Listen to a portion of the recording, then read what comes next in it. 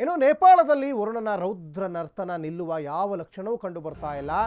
ಮೇಘ ಸ್ಫೋಟಕ್ಕೆ ನೇಪಾಳದಲ್ಲಿ ಅಲ್ಲೋಲ ಕಲ್ಲೋಲ ಸೃಷ್ಟಿಯಾಗಿದೆ. ಚೀನಾ ನೇಪಾಳ ಗಡಿಯಲ್ಲಿ ಡ್ಯಾಮ್ ಕುಸಿತ ಆಗಿದೆ.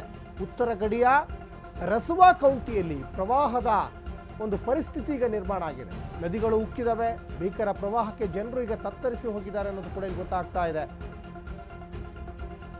ಚೀನಾ ಮತ್ತು ನೇಪಾಳ ಗಡಿಯಲ್ಲಿ ಡ್ಯಾಮೇ ಕುಸಿತ ಆಗಿದೆ. ನೋಡಿ, ಡ್ಯಾಮ್ ಕುಸಿತ ಆದರೆ ಸಾಕಷ್ಟು ಡೇಂಜರ್ ಅದು. ಪ್ರವಾಹದಲ್ಲಿ ಸಾಕಷ್ಟು 7 ಮೃತದೇಹಗಳು ಈಗ ಪತ್ತೆಯಾಗಿದ್ದಾವೆ. 18 ಮಂದಿ ನಾಪತ್ತೆಯಾಗಿದ್ದಾರೆ. 55 ಜನರ ರಕ್ಷಣೆ ಆಗಿದೆ.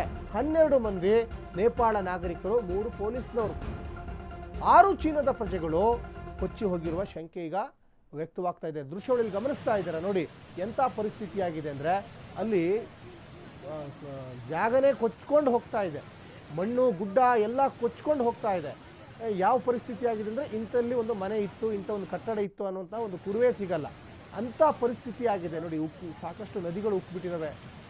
ಭೀಕರ ಪರಿಸ್ಥಿತಿ. ಅಲ್ಲಿ ಒಂದಿಷ್ಟು ವೈಮಾನಿಕ ಸಮೀಕ್ಷೆ ಮಾಡ್ತಾ ಇರುವಂತಹ ದೃಶ್ಯಗಳು ಕೂಡ ಗಮನಿಸ್ತಾ ಇದ್ದೀರಾ.